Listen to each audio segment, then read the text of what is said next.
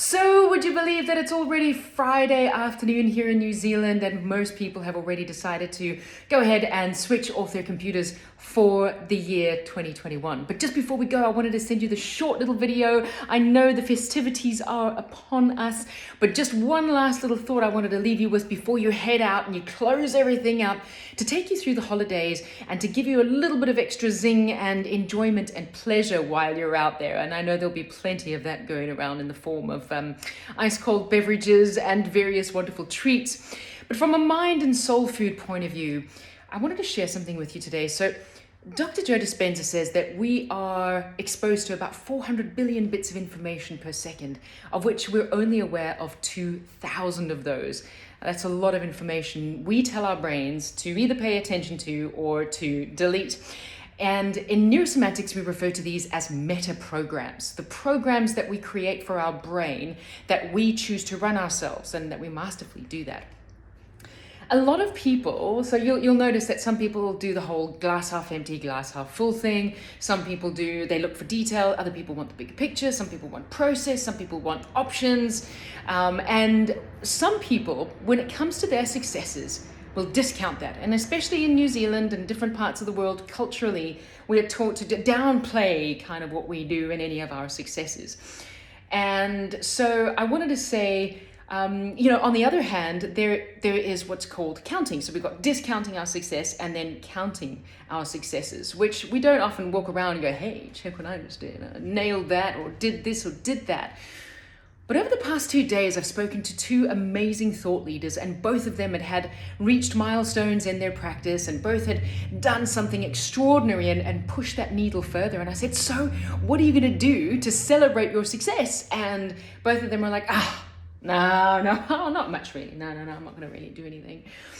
So I pushed them a little bit further. I put my coaching hat on and I said to them, well, come on, because the science behind it is this, the studies have shown that when we celebrate and we count our successes, it re-energizes us and it motivates us to then do it again or to do more.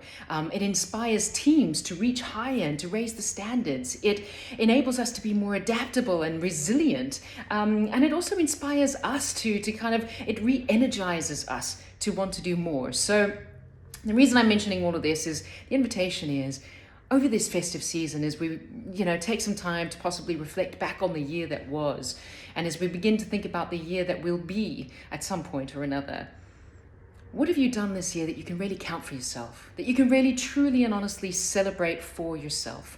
And shamelessly so, with people that you love and you trust. I had one of the thought leaders who I had a conversation with today, and he was amazing. And I said to him, so what are you going to do? And eventually he said, I tell you what, I'm going to go do this. And I said, okay, cool. And not so long ago, I just a couple of minutes ago, I got a photograph of him with his family eating frozen yogurt. He said, I took my family out for ice creams, and tonight we are all celebrating. Now, I've never seen his family before, but I tell you, there were 4 very happy faces sitting in that car, and including his. He had a smile from ear to ear, and I think that that's really heartwarming and amazing. So as we want to re-energize ourselves and motivate ourselves to take us into the new year, to really look at what can you count for yourself and what are you going to do to celebrate the successes that you've had over 2021. Yeah, it's been a tough year. And, I'm quite happy to put that all behind us as far as is possible. So that's what I wanted to share with you today. For those people that I've had the honor and the privilege of working with this year, thank you for being here. Thank you for the wonderful sharing that we have. To all of you that I know here and have engaged with, and to all the friends and the wonderful human beings that I've had the absolute pleasure of knowing and sharing with this year, thank you. Thank you. Each and every one of the connections that I have in some way or another definitely enriches my life. And that's one thing I'm going to count for myself at the end of this year. But I wanted to wish you and your whanau, your family, a very, very happy and festive Merry Christmas and festive season. And please take special care. Be safe out there. And I look forward to seeing you again in early 2022. Take good care. Cheers for now.